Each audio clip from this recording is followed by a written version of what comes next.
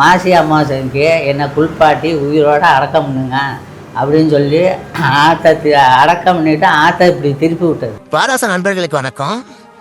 இப்போ நீங்கள் பாருங்கள், இது நம்ம ஒரு கோயிலுக்குள்ளே அப்படியே கூட்டிகிட்டு போகிறாங்க. பார்த்தீங்கன்னா தெரியும்.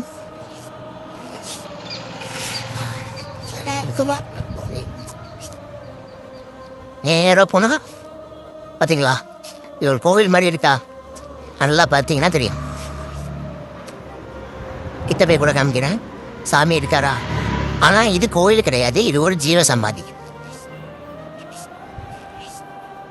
நல்லா பாருங்க, இந்த கோயிலேருந்து உள்ளே வந்ததுக்கப்புறம் இங்கே ஒரு அண்டர் கிரவுண்டு போது பாருங்க. அப்போ இது கோயில் இல்லை, ஒரு ஜீவ சமாதி. அப்பா ஆனால் இங்கேயும் சாமி தான் இருக்கிறேன், நான் அதை இல்லைன்னு சொல்லலை. வெளி தோற்றத்தை வச்சு நான் ஒரு கோயில் நினச்சி உள்ள கேட்க வந்தேன்.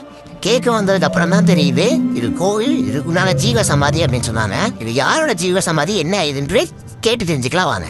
ராஜா வந்து பார்க்கும்போது என்ன செய்யணும், மாசி அமாவாசைக்கு என்னை குளிப்பாட்டி உயிரோடு அடக்கம் பண்ணுங்க அப்படின்னு சொல்லி ஆற்றை அடக்கம் பண்ணிவிட்டு ஆற்றை இப்படி திருப்பி விட்டது. இவர் தான் அந்த ஐயா சொல்கிறாரு, வடநாட்டிலேருந்து வந்து இங்கே தியானம் பண்ணியிருக்காங்கன்னா அப்போ ஏதோ வெள்ளம் வந்து டைத்தில் அவர் இந்த ராஜா இவர் தான் வந்து அவர் மந்திரியை விட்டு செக் பண்ண சொல்லியிருக்காங்க. அந்த மந்திரியை வந்து செக் பண்ணப்போ இவர் சொன்ன மாதிரி அவருக்கு மலை மரியாதை கிடச்சிருக்கு.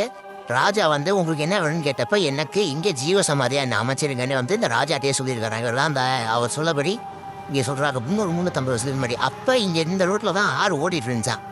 ஆறு ஓடிட்டு இருந்தப்ப என்ன இவர் ஜீவசமாதியா இங்கே இவர் கேட்குறாரு அப்படின்றதுக்காக ஜீவசமாதி இவருக்கு இங்கே அடைச்சிட்டு ஆறை அந்த சேர்த்து நேராக திருப்பி விட்டாங்க. அதுதான் இப்போ வடவாராக ஓடிட்டு இருக்கு. வடக்கு வாசல்லேருந்து பள்ளியாரம் போகிற வழியில் மெயின் ரோட்லேயே இந்த கோயில், அதாவது இது கோயில்னு சொல்கிறாங்க, ஜீவசமாதின்னு சொல்கிறாங்க, இது அமைக்கப்பட்டிருக்கு. நீங்கள் எத்தனை தஞ்சாவூர் மக்கள் இதை நீங்கள் கவனிச்சிருக்கீங்க பார்த்துருந்தீங்க கமெண்ட்டில் சொல்லிட்டு போங்க. நன்றி.